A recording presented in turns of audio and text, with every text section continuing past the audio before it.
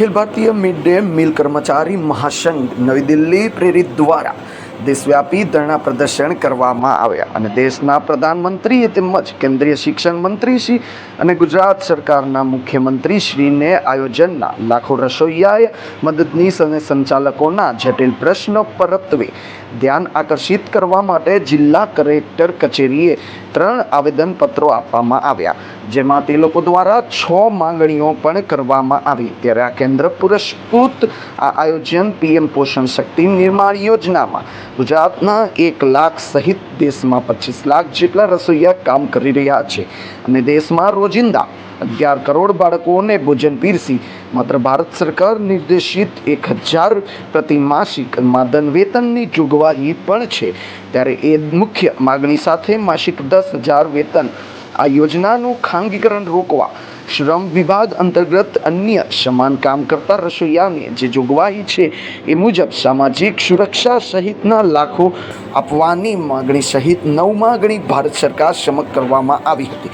તે ઉપરાંત ગુજરાત સરકાર પાસે પણ 6 માગણીઓ સાથેનું આવેદનપત્ર, જેમાં યોજનાનું ખાનગીકરણ, આ યોજનાના રસોઈયાને કામ દરમિયાન કોઈ દુર્ઘટના ઘટે તો 4 લાખની સહાય, નિઃશુલ્ક ઇલાજ, વીમો, ડ્રેસ કોડ અને યોજનામાં રાજ્ય સરકાર સમયસર જથ્થો ઉપલબ્ધ કરાવે એ સહિતની માંગણીઓ પણ જિલ્લા કલેક્ટર કચેરી શ્રી મૂકવામાં આવી હતી.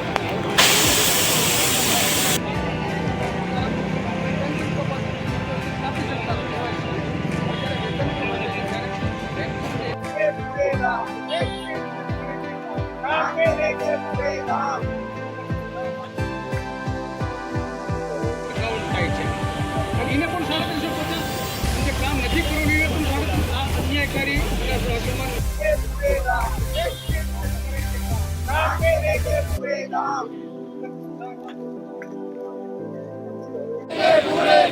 देश के हित में करेंगे काम भारत माता की जय।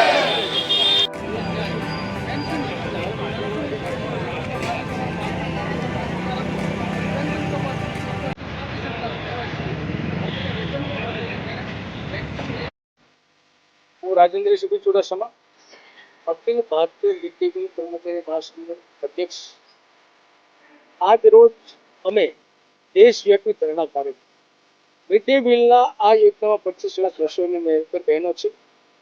39 વર્ષથી શોષિત, પીડિત અને વંચિત છે. એટલે પહેલી વાર અખિલ ભારતીય લેવલે સંગઠન બન્યું છે. પહેલો કાર્યક્રમ દેશના 400 જિલ્લાઓમાં એક સાથે આવેદનપત્ર છે. આવેદનપત્રમાં અમારી મુખ્ય 9 માંગો છે.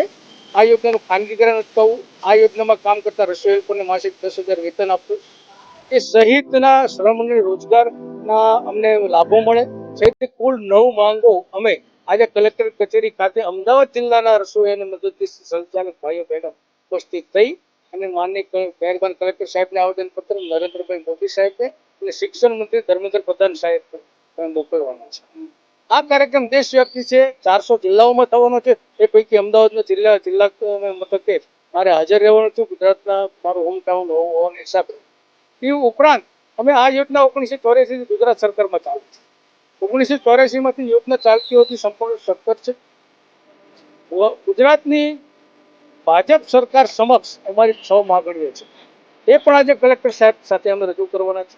આવેદનપત્ર મહેરબાન માનનીય મુખ્યમંત્રીશ્રીને પહોંચે, દેશના વડાપ્રધાનશ્રીને પહોંચે, ધર્મેન્દ્ર પ્રધાનજી તક. આ આવેદનપત્રનો કાર્યક્રમ એટલા માટે કે સૌપ્રથમ ભારતીય મજદૂર સંઘ સંલગ્ન વિચાર શાસ્ત્રી વિચારધારાનું સંગઠન હોવાથી અમે સૌપ્રથમ સંવાદમાં માનીએ છીએ.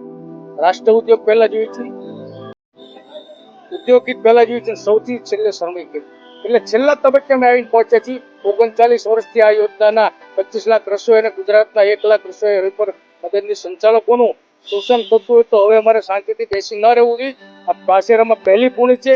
આવેદનપત્રથી રાજ્ય સરકાર અથવા કેન્દ્ર સરકારમાં નહીં જાગે તો દેશવ્યાપી વિશાળ કાર્યક્રમ આપવાની અમારી તૈયારી કરી ચૂક્યા છે. તમારી માંગ શું છે? મુખ્ય માંગણી અમારે આ યોજનાનું ખાનગીકરણ અટકાવવાની છે. આ યોજનામાં રસોઈની મદદથી સેલ પર તમે જુઓ 8-8 કલાક કામ કરે છે. માત્ર ભારત સરકાર 1,000 રૂપિયા નિશ્ચિત કર્યું છે. ગુજરાત સરકાર એમાં થોડો ઉમેરો કરે છે, પણ એ નજીવો છે. 8 કલાક કામ કરતા હોય શ્રમ રોજગારના લિસ્ટમાં અન્ય રસોઈના હેલ્પરો હોય છે. તેની સાપેક્ષમાં આ દૈનિક વેતન આપે લઘુત્તમ વેતન આપે અથવા 10,000 માંગ એમને જે સરકારને યોગ્ય લાગે મારી મુખ્ય માંગણી છે. ખાનગીકરણ અટકાવવાની માંગણી છે. શ્રમ રોજગારના તમામ લાભો આ યોજનામાં મળે. ઉપરાંત આ યોજનાને બદનામ કરવામાં રસોઈયાને મદદનીશને મહત્વની મુશ્કેલી પડતી હોય તો અનાજનો જથ્થો પહોંચાડવામાં અનિયમિતને કારણે આ યોજના બદનામ થઈ રહી છે. એ બદનામીનો આંચળો ઓઢીને ખાનગી સંસ્થાને સોંપવાનો જે પાછળપણે પ્રયાસ કર્યો છે, સખત વિરોધ થઈ આ માંગણી અમે કરી છે. કાં તો તમે નિયમિત જથ્થો આપો અથવા તો સ્થાનિક રીતે જેમ મુખ્યમંત્રી અલ્પાહાર યોજનામાં તમે ખરીદીની વ્યવસ્થા કરી છે, પીએમ પોષણ યોજનામાં કેમ તમે વેરો કરો છો? એ પણ પોષણની સ્કીમ છે, આ પણ છે. તો તમામ સમાન રીતે અમલવારી થાય એ મને મુખ્ય માંગણી છે. આગળની યોજના સૌપ્રથમ મારું આવેદન પત્ર છે. ભારત સરકારનો પણ અમે ટાઈમ લીધો છે. માનનીય શિક્ષણ મંત્રીશ્રીનો સરકાર આમાં ઉદાસીનતા વલણ આપશે તો આગામી દિવસોમાં આજ સુધી મેં બાળકોને ભૂખ્યા રાખવાનો પ્રયાસ નથી કર્યો. આપ જોઈ શકતા હોય તો ધરણાનો કાર્યક્રમ હંમેશા આખો દિવસ હોય, પરંતુ અમારા રસોઈના હેલ્પર આખો દિવસ રોકાય તો બાળકો 33 બાળકો ક્યાંય ધક્કા મારે ભૂખ્યા મરે. અમે શ્રમિક બાળકો છે, શ્રમિકોના પરિવારના બાળકો છે, એને પણ ભૂખ્યા નથી રહેવા દેતા અને કાર્યક્રમ આપ્યો છે. ત્યારે હવે સરકાર જો આમાં નહીં વિચારે તો